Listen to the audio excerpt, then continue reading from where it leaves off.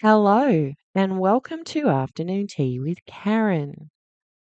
When the association laws came in, my husband said, watch, they'll start with the bikers because people think they're naughty. Well, my words, not his. And then they'll move on to everyone the government doesn't agree with. There have been extraordinary scenes at the Adelaide Magistrates Court as more than a dozen neo-Nazis appeared over the Australia Day protest. One of their supporters was arrested after swearing at police, while the group's leader is still behind bars tonight. One by one, Happy Australia Day, ma'am. a steady stream of white supremacists step out of the City Watch House after appearing in court, all singing from the same song sheet. Was it worth it? Happy Australia Day. Happy Australia Day, guys. Still holding flags flown during their far-right rally that called for white power. What did you want to say about your arrest? 16 National Socialist Network members were arrested. Most fronted court today and were granted bail, while a supporter who arrived to pick up his friends voiced his views. Why can't we accept other cultures in Australia? Why should we? Why shouldn't Australia be Australian? Why don't you like Australian?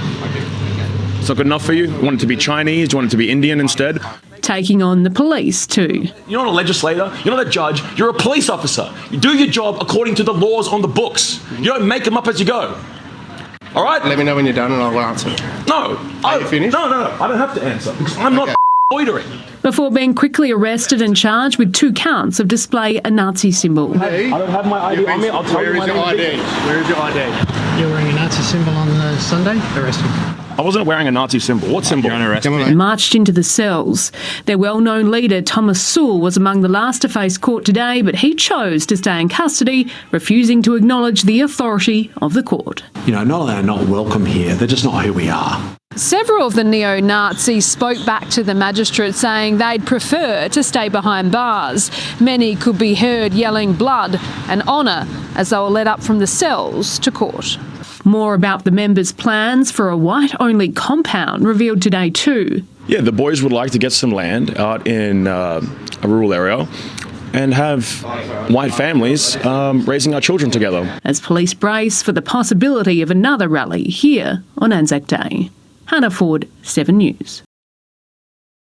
Blood and honour are a Nazi punk band, so we can add that to the cliche stuff with the German runes.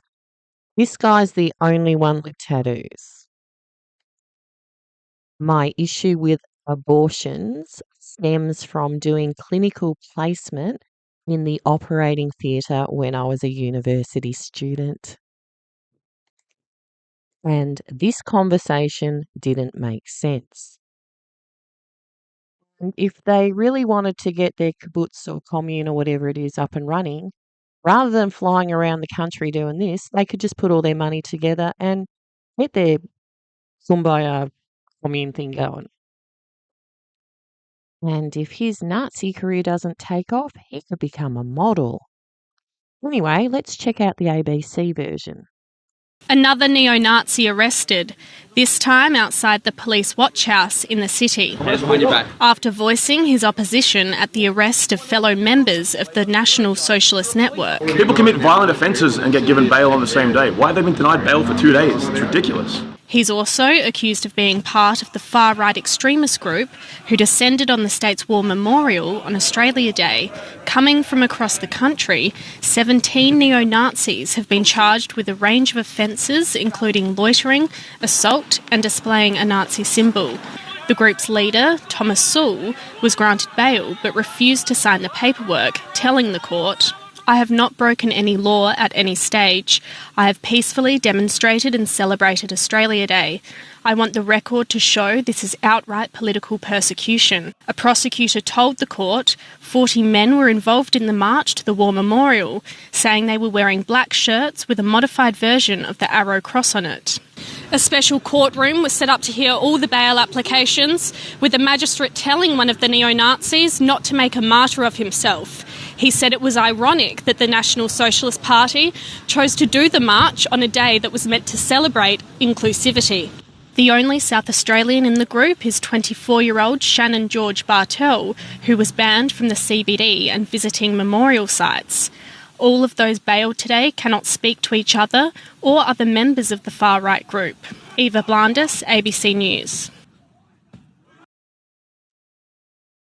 Shannon George Bartel. So that's Scottish Gaelic. So they've been watching my videos. Now, I don't doubt that there are people out there that hold these beliefs and are really like this, but I doubt they would draw this much attention to themselves. So let's wait and see what laws the government changes because of those guys next. And that will do. See you later. Bye.